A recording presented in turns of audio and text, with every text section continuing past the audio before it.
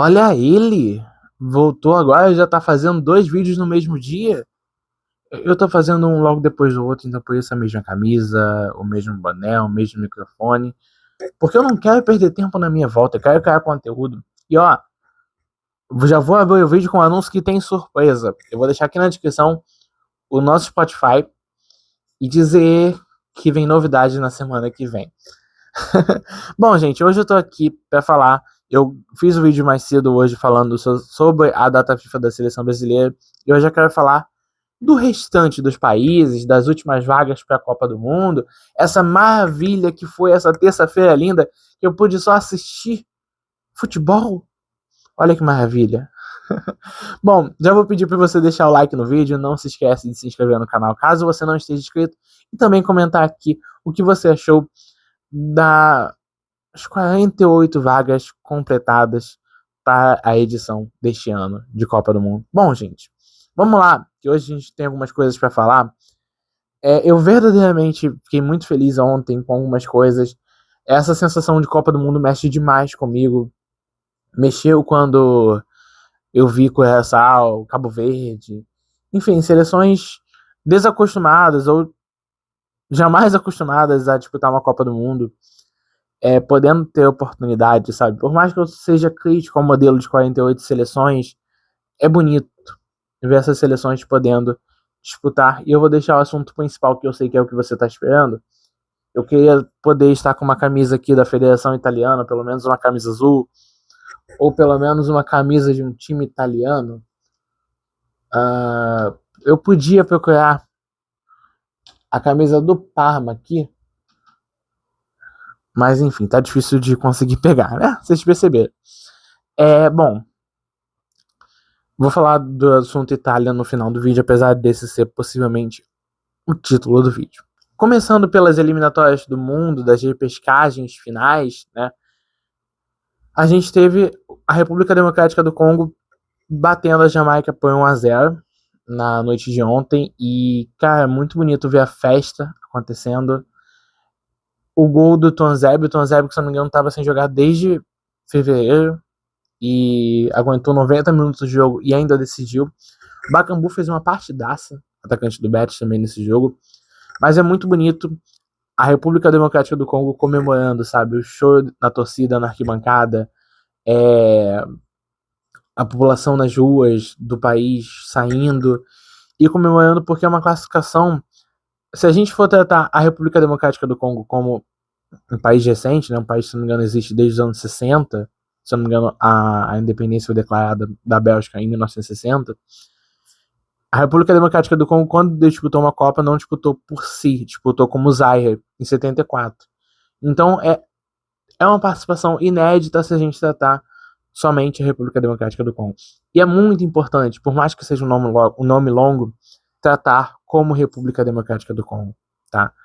Existe o Congo, existe a República Democrática do Congo. A gente pode chamar de outros nomes também, mas entendendo que existe uma certa preguiça da população global, de certo modo, movida pelo eurocentrismo, de se importar menos com a África, é importante a gente chamar o país pelo nome que ele possa ser melhor reconhecido, tá? A Jamaica ficou de fora, infelizmente um filme que não vai acontecer, mas realmente feliz pela participação de República Democrática do Congo na Copa do Mundo. E essa, eu acho que a história que eu vou contar agora, ela é mais complicada, ela é mais densa, ela é mais ativa geopoliticamente, que é a vitória de Iraque para cima da Bolívia por 2-1. Eu realmente acreditava na classificação do país africano, mas aqui eu acreditava na classificação da Bolívia, que fez um jogo inferior à seleção de Iraque. E por quê? Esse jogo, ele passou por algumas questões, né? A gente tem o Irã ainda incerto, por mais que o presidente da FIFA já deu como certa a participação do Irã. O governo ainda se sente desconfortável, não tinha como ser diferente, em jogar nos Estados Unidos. A gente não sabe nem como é que vai ser a entrada dos jogadores do Oriente Médio e até africanos nos Estados Unidos. E o Iraque tentou até adiar esse jogo, motivado por uma questão geopolítica, motivado por uma guerra que envolve os Estados Unidos, envolve Irã, envolve Israel, envolve alguns países. E teve uma viagem muito conturbada. Por conta das dificuldades de conseguir viajar, por conta de ser um país do Oriente Médio, não é um país do Ocidente, então você tem muitas rejeições a vistos, você tem um passado um pouco complicado na história do país. A viagem do Iraque para o México durou 3 dias. Então é um time que chegou 10 dias antes da sua partida para conseguir ter um mínimo de descanso depois de uma viagem que foi de alguns transportes, não foi só avião, teve transporte até marítimo para conseguir transportar a equipe. E a equipe chegou no México, conseguiu fazer seus 10 dias de descanso e vencer a Bolívia por 2-1, numa vitória também muito, muito, muito comemorada. E a seleção está de volta na Copa do Mundo depois de 40 anos, tá? Eu falei aqui da questão da Bolívia ter jogado menos. A Bolívia teve números melhores do que a seleção de Iraque, mas conseguiu aproveitar muito menos, tá? Então a seleção do Oriente Médio, que mesmo tendo só 32% de posse de bola, e é até um dado engraçado, ela para mim mereceu a classificação. Então, se eu não me engano, o Iraque foi até a última vaga, né, a ser feita já na madrugada de terça para quarta-feira. E vamos para a Europa, que eu sei que é o foco de muita gente aqui, que a gente tem classificações da Tchequia nos pênaltis contra a Dinamarca. Não tem como esse resultado ser uma decepção. Não tem como a Dinamarca ter sido fortemente especulada para essa Copa do Mundo. Lembrar que, por 3 vezes, a Dinamarca só dependeu dela para ir para a Copa do Mundo. Seja no caminho das eliminatórias, na primeira fase, seja no caminho da Nations, e seja nesse jogo aqui contra a Tchequia. E esse time, de atuações pífias, desde a Euro, em 2021, se eu não estou enganado, agora ficou de fora da Copa do Mundo. Assim, gente, a gente esperava, talvez, para muita gente não. Até porque contra a Tchequia existia um jogo. Mas assim, é uma seleção de atuações pífias, de atuações fracas há muitos anos. É uma seleção, eu posso até pegar a escalação aqui hoje, que tem bons nomes, sabe? Tem o próprio Haaland, que bate o primeiro pênalti no jogo. Tem o Højbjerg. Enfim, tem o Eriksen, que entrou no segundo tempo. Não é uma seleção ruim, mas é uma seleção que não joga bem. É uma seleção que meio que inimiga do futebol. Então é uma seleção que, de certo modo, mereceu ser eliminada pelas oportunidades que teve e não conseguiu aproveitar. Outra seleção que choca um pouco ao ficar de fora é a Polônia, de Lewandowski. Eu acreditei que a Polônia fosse passar e a gente acabou tendo o melhor jogo, né, dessa fase final de repescagem europeia. Um 3-2 para a Suécia. A Suécia está de volta na Copa do Mundo. A Suécia que gosta de uma repescagem, né, cara? Em 2014 joga contra Portugal e é eliminado. Em 2018 joga contra a Itália, que eu vou falar daqui a 2017, na real. Joga contra a Itália e é eliminada. Quer dizer, é classificada. E eu vou ser sincero com vocês e dizer que eu não lembro de 2022. Mas eu vou deixar aqui na tela a classificação envolvendo a Suécia para a Copa de 22. E dessa vez a seleção conseguiu vencer a Polônia por 3-2, abriu o placar, depois a Polônia melhora um pouquinho, e o Gyökeres acaba decidindo. Eu vou colocar a foto aqui também da torcida imitando e comemorando junto com o Gyökeres, que não faz a sua melhor temporada, é bem abaixo do que ele fez no Sporting, mas ainda assim, pela Suécia ele está resolvendo, e é muito bonito ver essa relação que ele está construindo com a sua torcida. A Suécia que talvez não teve nenhuma uma construção tão idealizada com o próprio Ibra, né? Porque por mais que o Ibra tenha golaços, artilheiro de seleção, ele não foi o cara da Suécia em nenhuma eliminatória. O grande jogo dele é contra a Inglaterra, né, que ele tem aquele golaço de bicicleta no meio de campo, que o Hart tá adiantado, só que é um amistoso. Então, você não teve essa comoção toda. Suécia na Copa, assim como a Tchequia, assim como a Turquia, que volta à Copa do Mundo desde 2002. Essa Copa do Mundo ela se desenha um pouco de refrescos do Brasil, né? Por mais que a Turquia não esteja no grupo do Brasil nesse ano, a gente pode se enfrentar, assim como foi em 2002. E além dos dados da gente estar no grupo com Escócia e Marrocos, mas bom, a classificação turca ela é bem esperada, tá? A Turquia para mim é porque cai num grupo complicado com a Espanha, mas é uma seleção que podia ter se classificado antes, é uma seleção que eu gosto de ver jogar. Hakan Çalhanoğlu, Arda Güler, o Yildiz, que come a bola já há um tempo na Juventus, conseguiu avançar e tirar o sonho de Kosovo, né?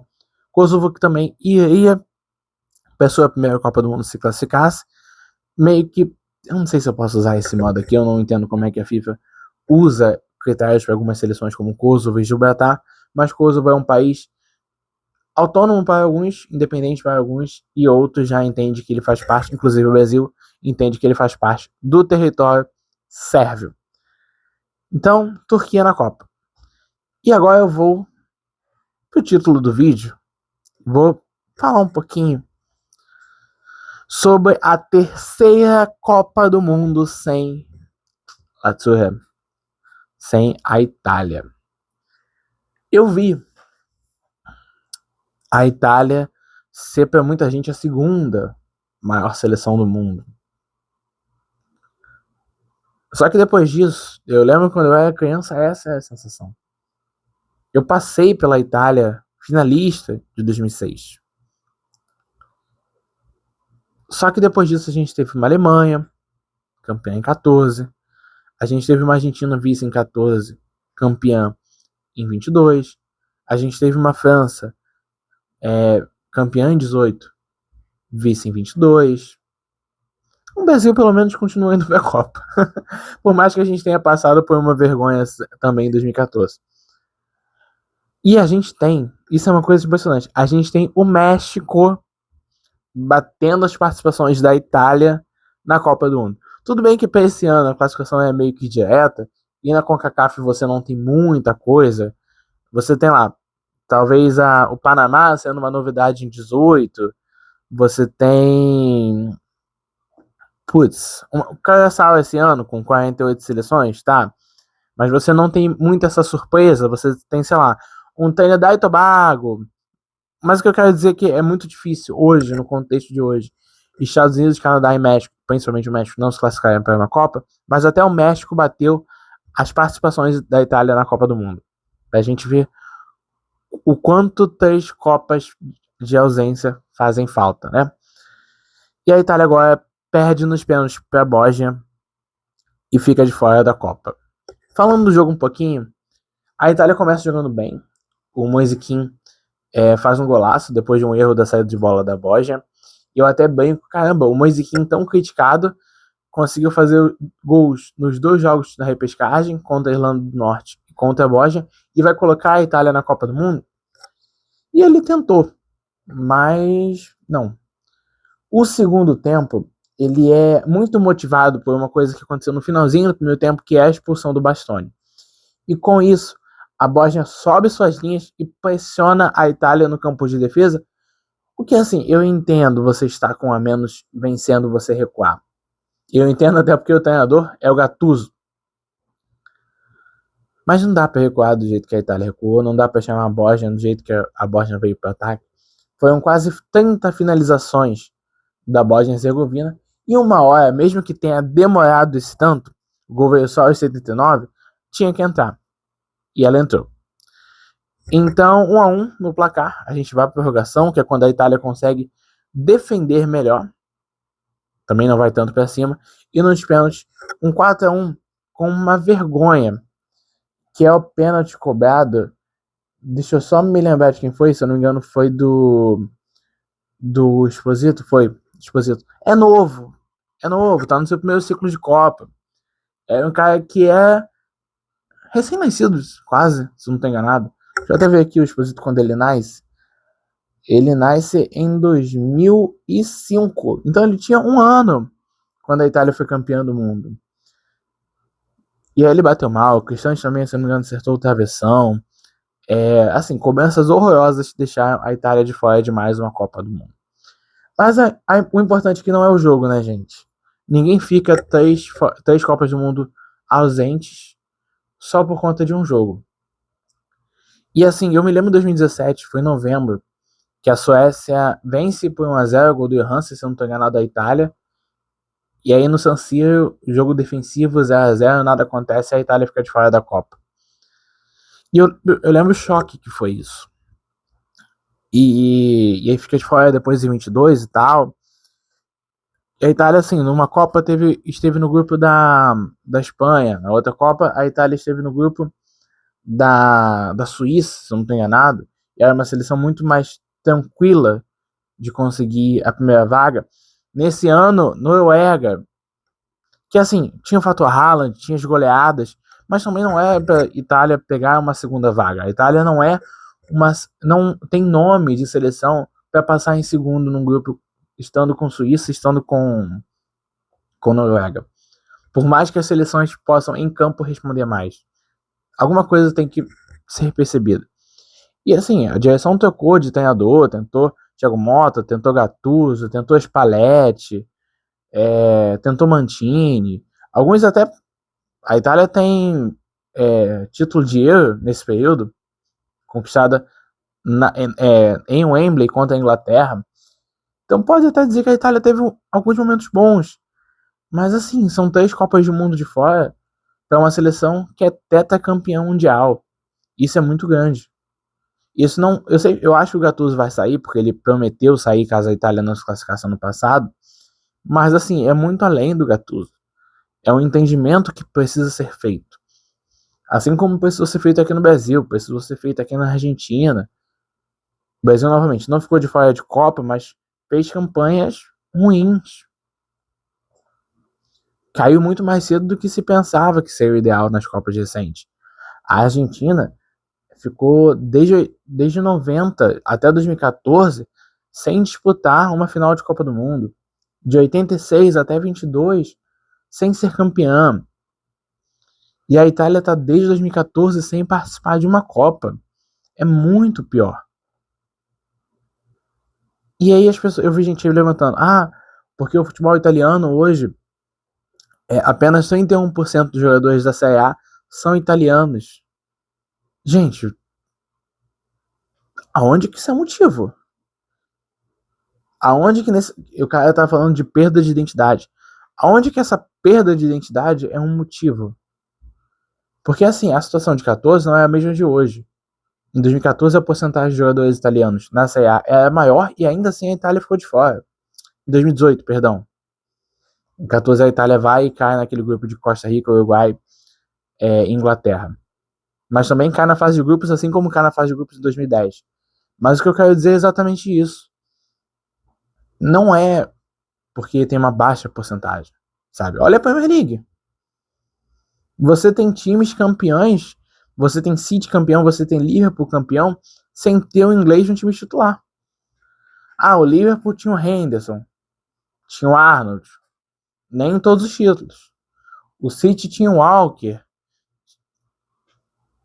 tinha... Mas quem? Alguém que veio da base? Tá.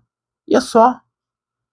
Então, o motivo principal da Itália não conseguir se classificar para a Copa desde a edição de 2018 não pode ser a ausência de italianos na seleção, gente, no campeonato. Até porque em 18 a situação é diferente e ainda assim o time não foi. Até porque não é como se o italiano, recheado de italianos, estava num bom nível, muito pelo contrário. Se a gente olha a situação assim, depois daquela Inter do Mourinho, depois daquele Milan que tinha Dida, Cafu, Ronaldinho, enfim, e o italiano passa a ter mais jogadores italianos, é o momento que o italiano perde força para o campeonato espanhol, que evolui com um português e um argentino, e com o campeonato inglês, onde quem decide um título para o Manchester City é um argentino, onde quem decide título pro Chelsea é um belga. Então, assim, não pode ser só isso. Precisa ter uma reestruturação do futebol no país. E não é pelo número de italianos que jogam lá, que atuam na primeira divisão. Pode ser abrindo o mercado? Pode ser melhorando o mercado. Olha a diferença financeira de Napoli e Inter, que conquistaram títulos nos últimos 4 anos. A Inter que bate em 2 finais de Liga dos Campeões, perde as duas, mas se coloca no lugar onde não estava desde o começo da década passada. Olha a diferença, olha a discrepância financeira desses times para um time médio da Premier League. Sabe? Às vezes as finanças desses times não tá atrás só do Chelsea, do United, do Liverpool, do Arsenal, do City. Às vezes está atrás de outros também. Isso muda o mercado. Vamos entender que a Itália não é mais o cenário chamativo, principal para muitos jogadores de nenhum canto do mundo. Olha a Inglaterra como está, recheada de clubes interessantes além do Big Six. O Bayern é gigante. A Espanha tem a força de Real, de Barcelona, também do Atlético. A Itália não é esse centro do futebol como já foi um dia. E eu não sei se isso pode ser resgatado. Mas a seleção, pelo menos, ela pode ser recuperada. Então, assim, seria mentira minha dizer que eu não simpatizei com a classificação da Bósnia, voltando para a Copa. A Bósnia que só tinha uma participação aqui no Brasil em 2014. Simpatizo, é uma torcida legal, fez a festa. Eu falei das comemorações da República Democrática do Congo, e Sarajevo não dormiu. As pessoas nas ruas, as pessoas com o sinalizador. Foi bonito de ver. Mas eu preciso também apontar aqui. Está deixando de ser estranho a Itália ficar de fora da Copa do Mundo.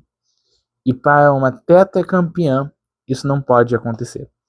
Mas bem, vou pedir para você deixar o like nesse vídeo, se inscrever no canal caso você não esteja inscrito, ativar o sininho, eu tenho esquecido de falar isso por aqui, e também comentar o que você achou das 48 vagas preenchidas para a edição desse ano da Copa. Eu vou ficando por aqui, fui!